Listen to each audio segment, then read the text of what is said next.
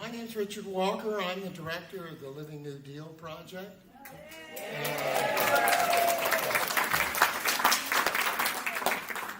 Well, I don't deserve that, but our team does deserve that.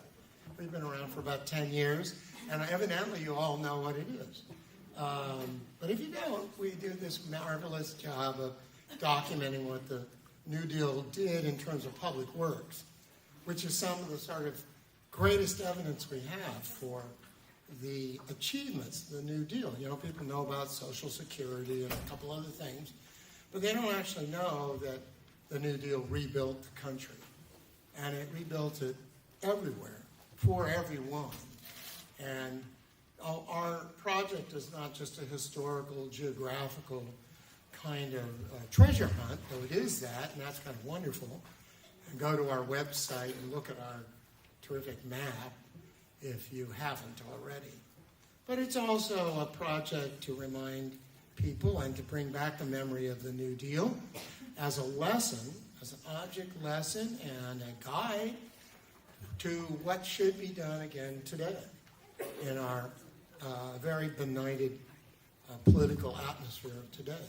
How a good government can work, it can do things for everyone, it can help you recover from massive depressions, which it did, by the way, and it can serve everyone and every place in the country, and it can actually lead to a national reconstruction, which we desperately need.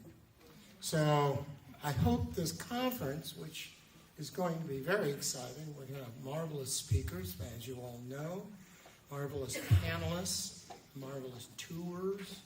It's going to be great, and I hope it's serve as something of a balm for the horrible news out of Washington, which we have to face up to every single day. So, working for the Living New Deal is kind of a fantastic antidote to that. I want to thank our co-sponsors, Chris Bressett and the Frances Perkins Center.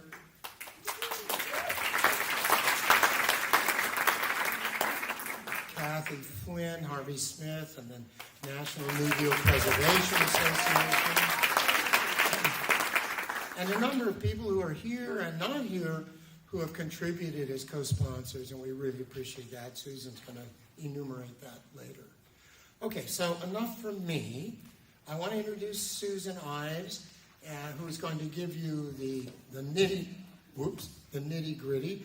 I want to thank Gray Brecken for putting together this lovely rotating feature. And Susan will come up here, but I just want to say thanks to our whole team, including Gray and Harvey and Glenna Anton and everyone on the local Living New Deal team, but especially Susan Ives, our communications director,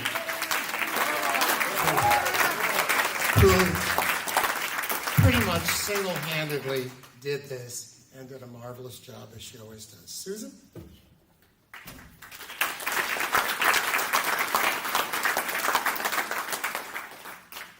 was only 17 when I started this project.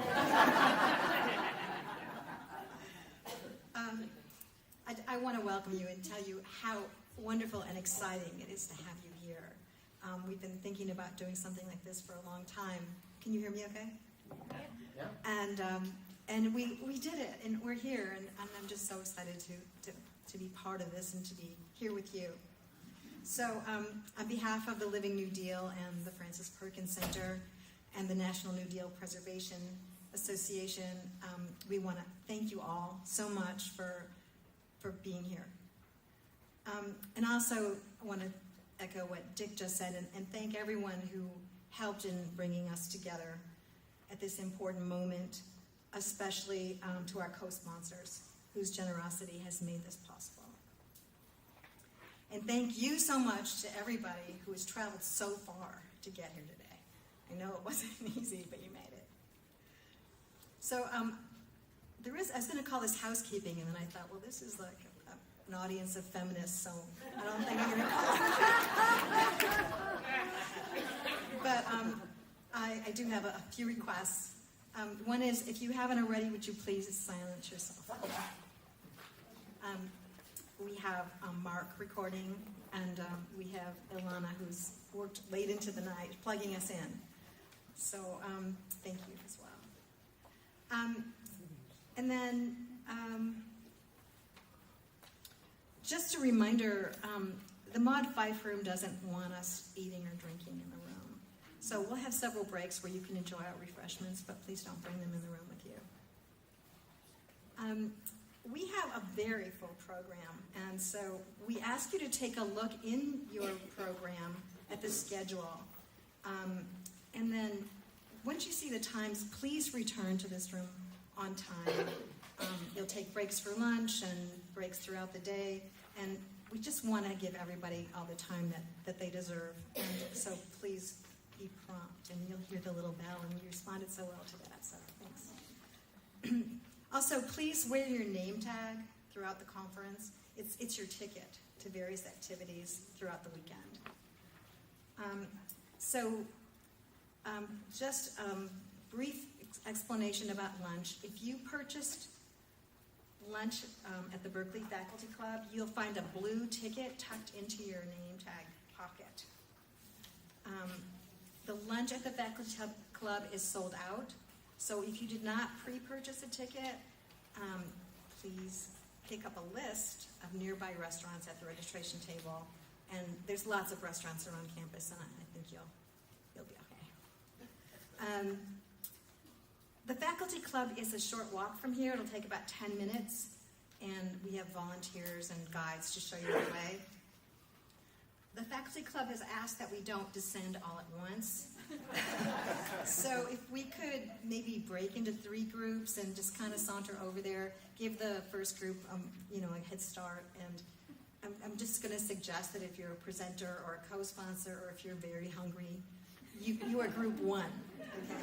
And then the morning session is going to close around 12:30, and if you could hightail it over to the Faculty Club and get them going, we'll be behind you, like 10 minutes or 20 minutes behind you. So we have until, until 2 o'clock, but you'll have to be here at 2 o'clock, so please plan accordingly. That's when we'll be starting the afternoon program. So I just want to share a few thoughts I have about the conference. I recently read a New York Times column by Michelle Alexander, and she wrote the following. While it can be necessary for survival and to prevent catastrophic harm, resistance can also tempt us to set our sights too low and to restrict our field of vision to the next election cycle, leading us to forget our ultimate purpose and place in history. We can't create the world we want through resistance alone. Creating a world that we want requires more than resistance. It requires vision and alliances and steadfastness and endurance and inspiration. That's why our coming together is so timely and so important. Over these few days, we will look to some of the women who came before us, who overcame enormous obstacles and disappointments and setbacks to help transform our country at a time of national crisis. What can we learn from them? And we will look to women today who are building movements, taking power, and demanding real security and justice for their communities and our nation and our planet. What can we learn from one another? How can we bring the New Deal spirit to life, not merely through our resistance, but like our foremothers, together through our leadership?